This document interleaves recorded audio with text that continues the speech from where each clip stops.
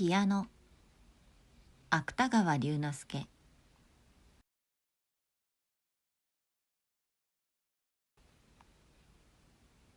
ある雨の降る秋の日、私はある人を訪ねるために横浜の山の手を歩いていった。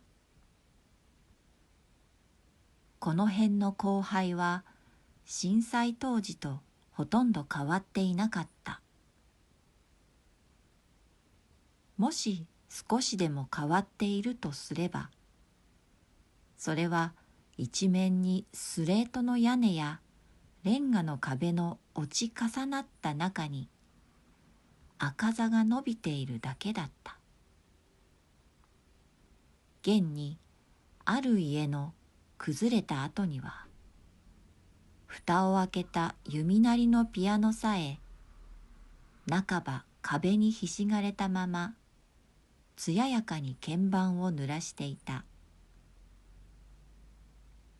のみならず大小さまざまの譜本もかすかに色づいた赤座の中に桃色、水色、薄黄色などの横文字の表紙を濡らしていた。私は私の訪ねた人とある込み入った要件を話した。話は容易に片付かなかった。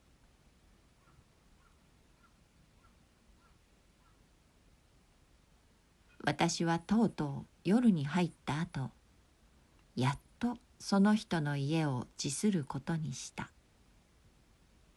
それも近々にもう一度面談を約束した上のことだった。雨は幸いにも上がっていた。おまけに月も風だった空に時々光を漏らしていた。私は汽車に乗り遅れぬために、タバコの吸われぬ商船電車はもちろん私には禁物だった。できるだけ足を速めていった。すると突然聞こえたのは誰かのピアノを打った音だった。いや、打ったというよりもむしろ触った音だった。私は思わず足を緩め、荒涼としたあたりを眺め回した。ピアノはちょうど月の光に細長い鍵盤をほのめかせていた。あの赤座の中にあるピアノは。しかし人影はどこにもなかった。それはたった一音だった。がピアノには違いなかった。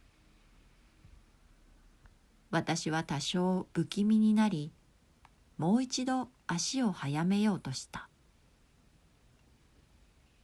その時、私の後ろにしたピアノは確かにまたかすかに音を出した。私はもちろん振り返らずにさっさと足を速め続けた。湿気をはらんだ一陣の風が私を送るのを感じながら、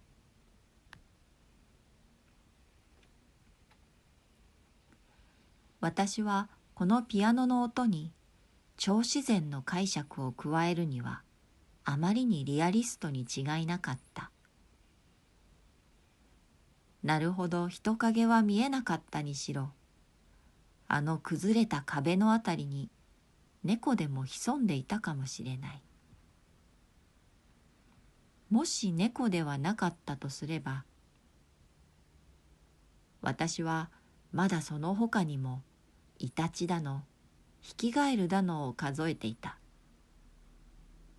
けれどもとにかく人手を借りずにピアノの鳴ったのは不思議だった。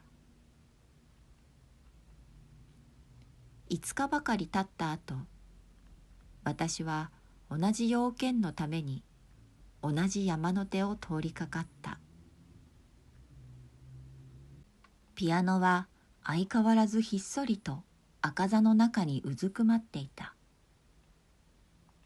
桃色、水色、薄黄色などの符本の散乱していることもやはりこの前と変わらなかった。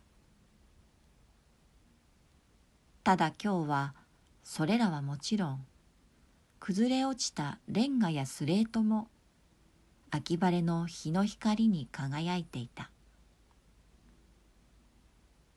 私は符本を踏まぬようにピアノの前へ歩み寄った。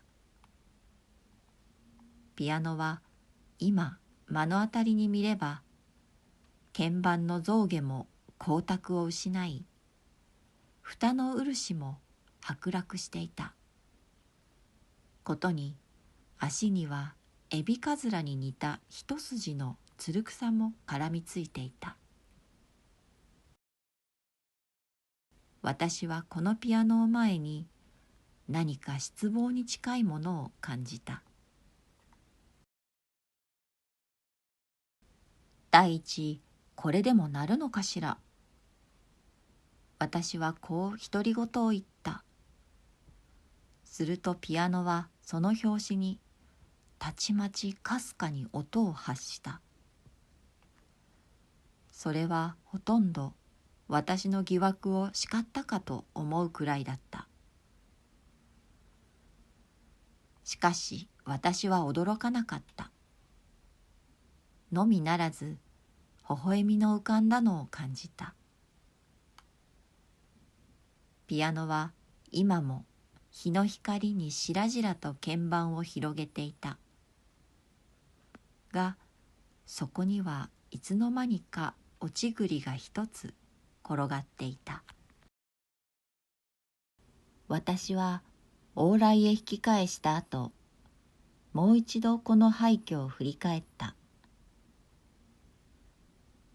やっと気のついた栗の木はスレートの屋根に押されたまま斜めにピアノを覆っていた。けれどもそれはどちらでもよかった。私はただ赤座の中の弓なりのピアノに目を注いだ。あの去年の震災以来誰も知らぬ音を保っていたピアノに